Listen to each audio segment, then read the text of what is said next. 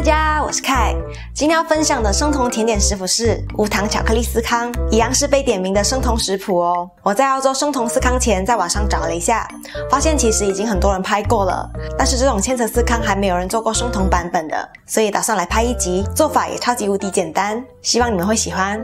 我的频道会在每周一和周四分享一款生酮、低碳、无糖的健康食谱，感兴趣的小伙伴记得订阅我的频道，并且开启小铃铛才不会错过每次的分享哦。那话不多说，我们开始吧。做出酥松司康的秘诀很大部分在于黄油的状态和处理方式，所以一定要跟着步骤做哦。在碗里称40克黄油，因为凯这里比较热，黄油已经融化了，所以大概切块后就放冰箱冷藏一下。在等黄油冷却变硬的期间，我们来准备干料。碗里称50克的杏仁粉和10克的椰子面粉，15克的赤藓糖醇。这次糖的用量比较少，所以不会有赤藓糖醇的凉味，用阿洛酮糖会比较容易烤焦。5克泡打粉，如果太久没用的话，可以先用热水测试泡打粉是否还能发泡，然后搅拌均匀。也可以加一点盐巴。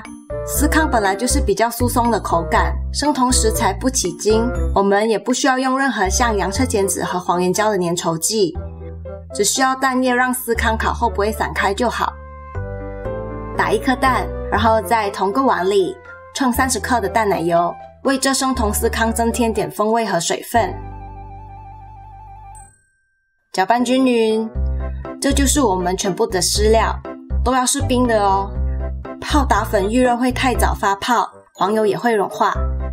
接着把干料放进冷却了的黄油碗里，用刮板像这样切半，也有人用手，但凯的手温比较高，黄油会融化，大概像这样的散沙状就可以了。接着就可以把湿料倒进去，像这样慢慢把它混合均匀。成团就可以放冰箱冷藏。这时候我们来准备无糖巧克力酱，在碗里称35克可可叶块，也就是180%的巧克力，20克代糖，然后放微波炉或隔水加热融化。接着把面团拿出来，把它整成长方形，抹上无糖巧克力酱，都均匀抹上后就可以用刮板像这样对半折，然后再包起来放冰箱冷却。如果小伙伴们室温低，可以省略冷藏这一步。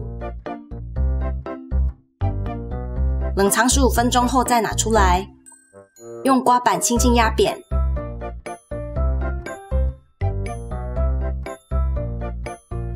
再涂上无糖巧克力酱，折起来，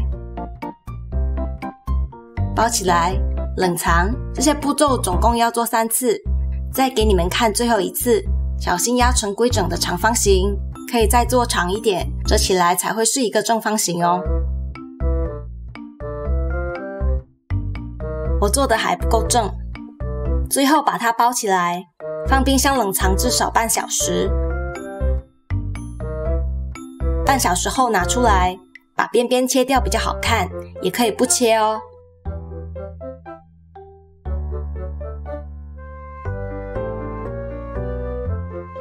然后再把它切成4份，然后先盖起来放冰箱备用。